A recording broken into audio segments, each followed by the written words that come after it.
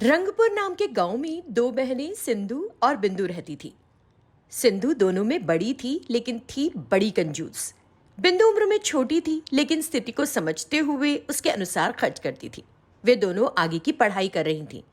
एक दिन उनके माँ पापा घर से कहीं बाहर जाने लगे तो माँ बोली, तू बुरा मत मानना बिंदु, लेकिन इस बार तेरे जन्मदिन पर नहीं रह पाऊंगी।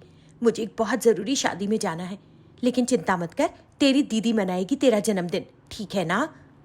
माँ ने बड़ी बहन सिंधु के हाथ में कुछ पैसे रखे। सिंधु, अपनी बहन का जन्मदिन खूब अच्छे से मनाना, ठीक है ना? सिंधु ने हाँ में सिर हिलाया और हाँ हाँ माँ, मैं पूरा ख्याल रखूंगी, तुम चिंता मत करो, तुम जाओ। ठीक है, मैं परसों आ जाऊंगी और तुम दोनों ख्याल रखना, माँ ने कहा और चली गई। फिर सिंधु ने अपनी छोटी बहन से कहा, बिंदु, मैं तेरे लिए एक अच्छा सा केक लेकर आती हूँ, तू तैयार हो जा, हाँ जा। ये कहकर सिंधु बाहर चली गई। कुछ देर बाद वो केक लेकर घर आई। बिंदु केक काटने का बड़ी बेसब्री से इंतजार कर रही थी। दीदी, केक लाई हो? हाँ, एकदम लेकर आई हूँ, ये रहा, देख। उसने एक छोटा सा बन दिखाया, जिसे देखकर बिंदु दंग रह गई और बोली, ये क्या है? मैंने तो केक का सोचा था और तुम एक छोटा सा बन ले गए। अरे, बेवजह पैसे क्यों खर्च करवा रही है? अगर हम इसका एक एक टुकड़ा खा लें तो बन जाएगा तेरा बर्थडे। बहुत ही स्टूपिड आइडिया है तुम्हारा, एकदम वेस्ट। तुमने अपनी कंजूसी के कारण मेरा बर्थडे तक नहीं मनाया। अगर मैं अपनी फ्रेंड्स को बुला लेती तो सारी की सारी इज्जत चली जाती। इस तरह चिढ़ते हुए उसने अपने बचाए हुए पैसे निकाले और अपनी सहेलियों को इनवाइट करके बाहर जाकर अपना बर्थडे सेलिब्रेट कर लिया। इस तरह कुछ दिन बीत गए। एक दिन दोनों कॉलेज पैदल जा रही थीं। दीदी, माँ ने हमें ऑटो से जाने के लिए पैसे दिए थे, तो तुम पैदल क्यों जा रही हो? हाँ, अरे, पैसा क्यों बर्बाद करें, चलकर जाने से सेहत भी अच्छी हो जाएगी ना हमारी। दीदी, तुम्हारी कंजूसी दिन ब दिन बढ़ती जा रही है और अगर तुम इस तरह जारी रखोगी तो एक दिन बहुत बुरा परिणाम भुगतोगी। हमारी इज्जत भी नहीं रहेगी कहीं भी, समझी ना दीदी?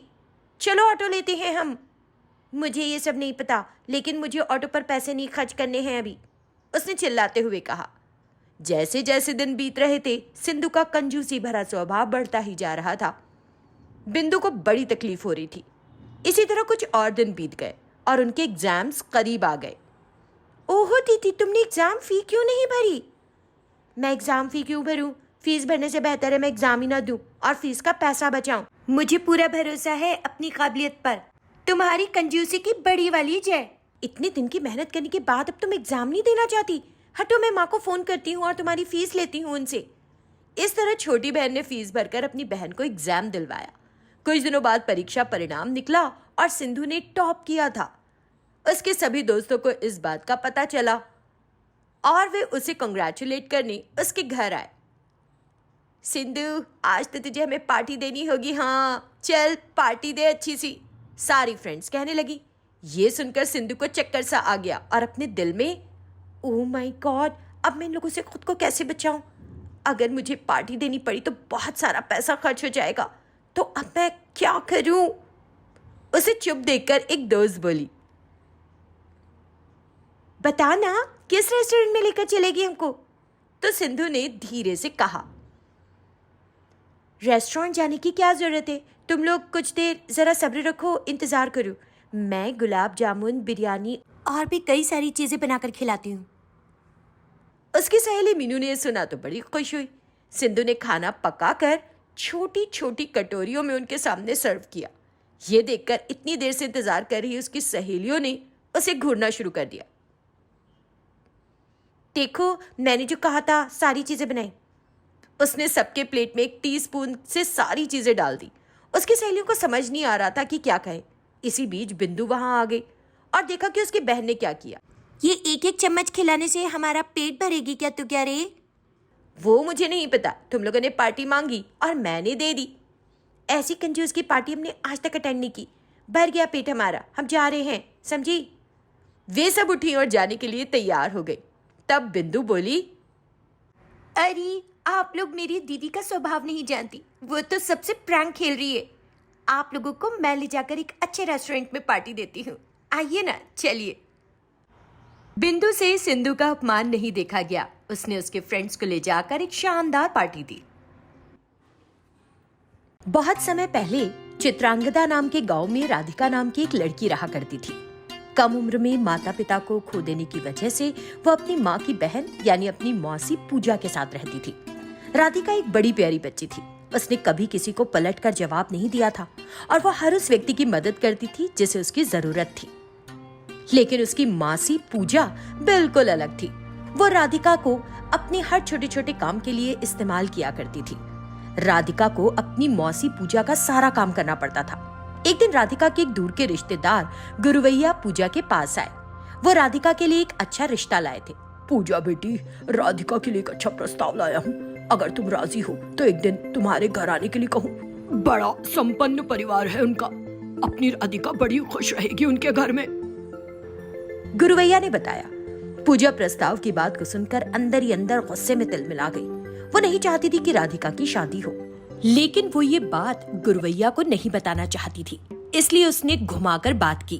ओहो, मैं अपनी भांजी के लिए एक अच्छे रिश्ते के लिए ना क्यों कहूंगी, लेकिन गुरुवैया जी, पहले आपको एक बात बता दूं, अगर लड़की वालों को ना बताने का वादा करें। तो गुरुवैया, क्या बात है?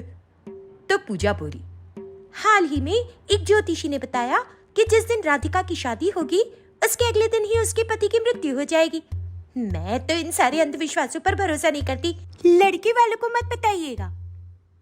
उसने एक झूठी कहानी बनाकर सुना दी। गुरुवैया ने सुना तो उसका दिल टूट गया। उसे समझ नहीं आया कि आगे क्या कहे। ठीक है बेटी, मैं फिर आऊंगा, जा रहा हूँ, उसने कहा और वहां से चला गया। भगवान की कृपा से शादी से पहले ही बात का पता चल गया, उन्हें बता दूंगा। और वो चले गए। पूजा उसे जाते देखती रही कि वो गए कि नहीं। आखिर मैंने इस प्रस्ताव को भी चलता कर दिया। अरे आखिर कैसे शादी कर दूं? काम कौन करेगा मेरा? वो मन ही मन सोच रही थी। तभी उसने राधिका को घर आते देखा। राधिका, प्रार्थना का समय हो गया, अभी तक फूल नहीं लेकर आई। वो उस पर चिल्लाई। राधिका डर गई और बोली, वहां फूल नहीं थे दीदी। पूजा को गुस्सा आ गया। तो तुझे जंगल जाकर कुछ फूल लाने चाहिए थे ना। जब उसने इस तरह कहा तो राधिका और भी डर गई। दीदी, वहां तो जंगली जानवर होंगे ना। मुझे नहीं पता कि तू कैसे जाएगी, लेकिन फूल चाहिए, उसने आदेश दिया और चली गई। राधिका फूल लेने के लिए जंगल में काफी दूर निकल गई। डरी हुई थी, लेकिन आखिरकार वो फूल लेकर आ गई। अगले दिन भी वो फूल लेने के लिए उस जंगल में एक जगह गई जहां उसने ढेर सारे फूल लगे देखे। वो खुश हो गई और उनके पास जाकर उन्हें तोड़ने ही वाली थी। जैसे ही उसने फूल को हाथ लगाया, शेर की दहाड़ सुनी और डर के मारे कांप उठी। तेजी से भागते हुए घर पहुंची, लेकिन जब वो खाली हाथ घर पहुंची तो पूजा ने फिर से पूछा, फूल कहाँ है? हाफते हुए राधिका,